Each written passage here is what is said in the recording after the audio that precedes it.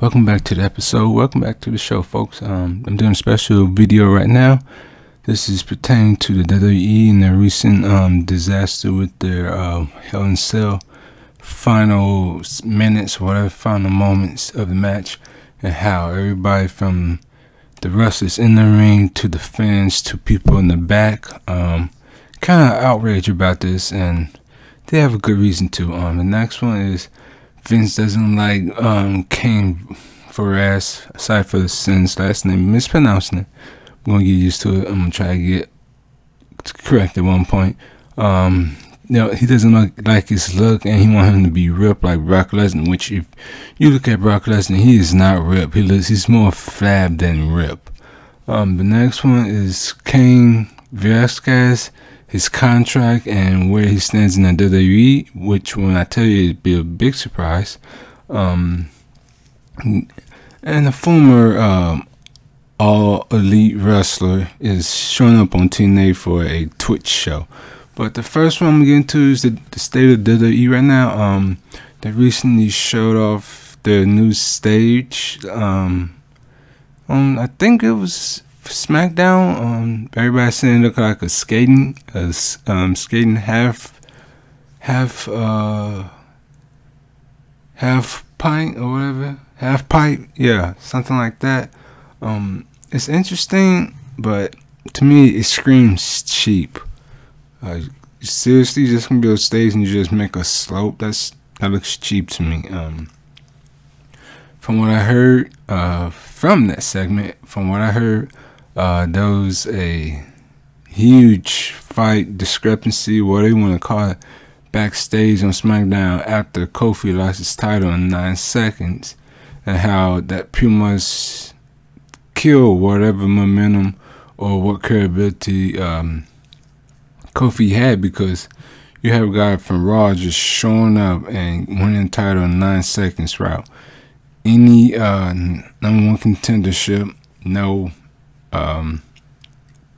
typical call out, give me a championship match, blah blah blah. He just came out, had a match, and won the title. And to me, that screams stupid and it's just dumb to me. Brock won the title in 9 seconds. No, he should at least wait to Hell in a Cell or maybe the next pay-per-view. But just doing a random SmackDown, I don't care if it's the new SmackDown on Fox. He won it after Kofi spent years trying to get a championship match, and now he got one, and you pretty much kill his run like that. That's disheartening. I'm pretty sure he won't get a rematch either, so that's kind of stupid right there. The fans from the pay-per-view yesterday, they was kind of teed off. That was screaming All Elite Wrestling, refund, BS, and all kinds of stuff. And I don't blame them. From what I seen, heard, the match was called off, even though Hell in a Cell is known to be a no disqualification, anything goes match. So you throw out a match that's no DQ for what reason whatsoever? Yeah, it doesn't make sense to me either, and that's why the fans are mad. And it pretty much shows that the WWE doesn't know what they're doing with these bookings. They knew how to put Sasha and Becky on the card, and how to put the Fiend, who shouldn't get a title shot just yet, and Seth Rollins on the card. But everybody else, we're just gonna lump them in there and see what happens. The only good thing I like from that pay-per-view is the Kabuki Warriors. They won the women's tag team championships. They should have done that a long time ago. I mean, even before WrestleMania. But I'm glad to see Asuka has a title on her, and she can actually showcase her skills instead of just being a comedy act. But yeah, it's just in the past few months, just that he's just been seemed like a cancer to social media. Seth Rollins on there trying to troll and shield for the company and do it in a terrible fashion. Then he deletes his Twitter or deactivates it, whichever you want to call it. You got pretty much wrestlers who supposed to be dark, silent characters talking on social media when they should not be even talking whatsoever, which is another thing I put in on my previous video about dark wrestlers shouldn't talk, whether on the mic or social media or on TV or anything. But it is what it is, man. That they're just doing these self-inflicted wounds to themselves, and I'm laughing at it because nobody's telling them to do these things. They're doing it on their own, and they think they know the answer, but they don't. But I'm getting the next segment because I don't want to dwell on that too long. It's reported through, I think, Ringside News about Vince McMahon doesn't like Cain Velasquez, I guess, whole physique because he's kind of flabby. And from what I read, they want him to be like Brock Lesnar, who has abs. Which, if you've seen you've seen what Brock Lesnar really look like. He doesn't look like he has abs. It looks like he's just got fat, and that's it. Now, if you want to talk about like the 2003 Brock Lesnar, sure, but the Brock Lesnar I seen in the ring, no, that's fat. They're just plain fat. And for me, if it was up to me, if they had Cain Velasquez, they want him on the show, Cain Velasquez on the show, like, what, maybe a month, a few weeks or so, I would have told him, hey, man, the only way you can get in this spot, get in this big pop is if you hit the gym X amount of days and try to lose some of the weight or whatever. Not just show up and do this. You can't blame the guy, but if they told him, like, hey, you need to lose some weight beforehand, then yeah, I agree, he needs to. But if you tell him afterwards, that's not on him, that's on you. You knew what he looks like when he debuted in AAA. You could have told him then. But no, you wanted to wait to the last minute. That's what the WWE's turned to. They turned to the last minute, throw something together, please. And that doesn't always work. And Vince and his last minute booking is pretty much killing the company. For anything, it seems like he's trying to kill his own company. If you look at it, all these last minute decisions, these people who spent hours upon hours talking to wrestlers, trying to formulate the perfect storyline for them to, the perfect storyline, perfect script for the wrestlers to use, only for Vince to turn around and rip it up. That's disheartening. I'm gonna write it myself. I could not work for the WWE if they even did that to my work, because I put passion in anything I work on. And for some old out of touch man just to come in, rip it up and say, oh, try it again, no. I won't be there like for a week. I'll be gone. But that's different time for a different topic. I'm gonna get to the next topic, which is pretty much the same thing, so I'm gonna transition over. Cain Velasquez, from what I heard right now, he has pretty much a verbal contract with the WWE, like how they used to be, a handshake and a smile, whatever. They don't have a contract for him right now, which is kind of weird, because why would you do this kind of move and not have a contract ready? I mean, really, you're the $1 billion company. You mean from the time he was at home to the very end of that show, you couldn't at least get a hold of him or his lawyers to type up a quick contract, or even like a slight contract? Cain Velasquez, blah, blah, blah, blah, blah, blah, blah, write down, blah, blah, blah, blah, blah. To have him sign it, then turn back around and type up a formal contract and take the information that you have from that little stipend contract, put it on that formal contract, so when he gets there, everything's agreed upon earlier. I'm just sign it and then go wrestle. That's not hard to do. But WWE's doing things at the last minute, at the last second, that you can see that they're slipping. Either they're fearing competition, or they're not taking the time or the consideration to properly book things right. And you can see in the product right now. And that's going to lead to the downfall. That's what happened to WCW. Yeah, they got the money, but sooner or later, they start to decline.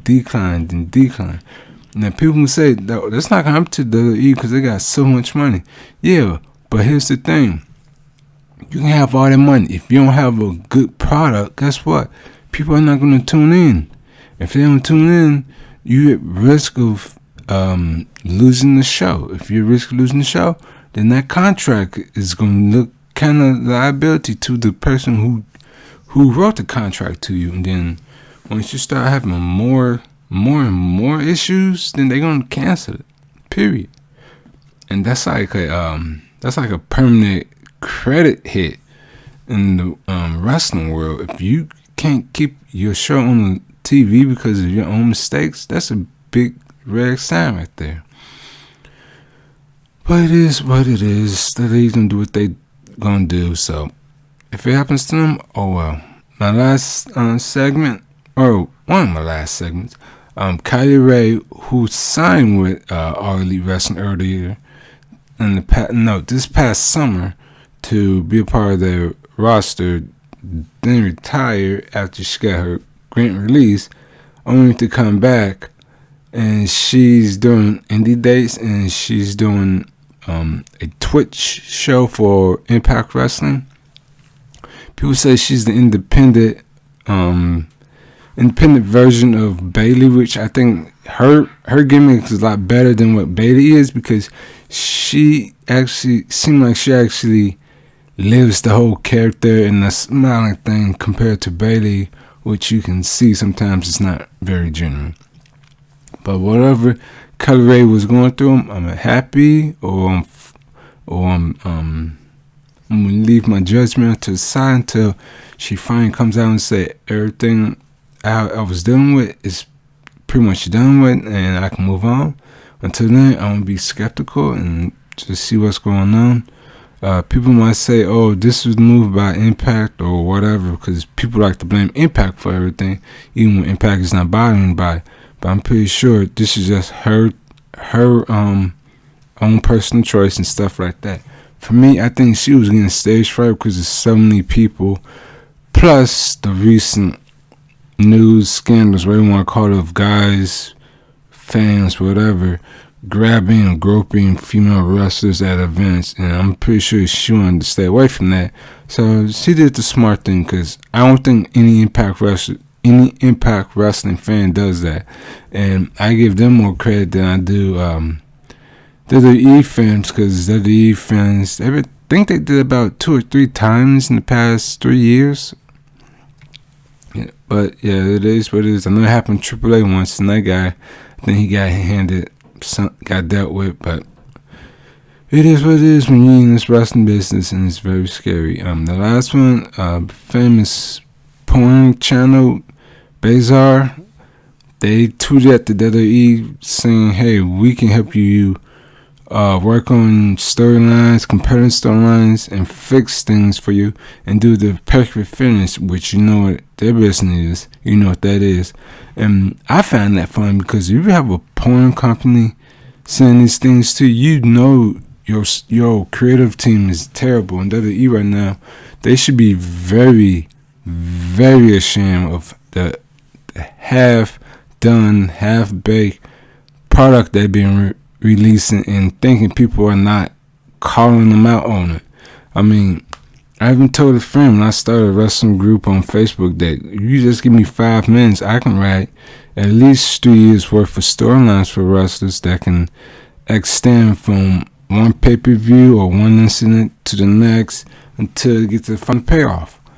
But WWE, I don't know what's going on in their mind, but it's kind of stupid, and they need to fix themselves. It's not really hard. Impact was pretty much laughed at, but now they're coming back, and they got better tight-knit storylines than WWE, just like New Japan, a little bit of Ring of Honor, and a few others. So it is what it is. I keep you updated. I'm gonna hopefully put this up there before the end of the week, because I know it's a Monday, but still, I got 2 other videos I'm gonna be working on. I'm gonna put those up there too. So if you enjoyed this, guys, thank you. Just pretty much, I seen some people join my videos. Follow, subscribe to my YouTube channel. Thank you for that. Don't be afraid to comment in the comment section. Yes, I know I have a filter, because I don't want certain people come to my videos trying to make a name for themselves and thinking, oh, I can just post anything I want and he won't see it. No. I use a filter just in case I see those people. So the people who got more common sense come to my videos, post anything respectful, whatever on it. But the people who give wrestling a bad name, I got you guys filter and block for a reason. So when you see this video or any of my videos, please like, subscribe, share, leave a comment. Just help me grow this channel, because I'm gonna do more and more as the weeks go on and stuff. And this is a very special occasion because I usually don't do a video this early in the week. So thank you guys, and just remember one thing: stay out of the blast radius. You might get burned.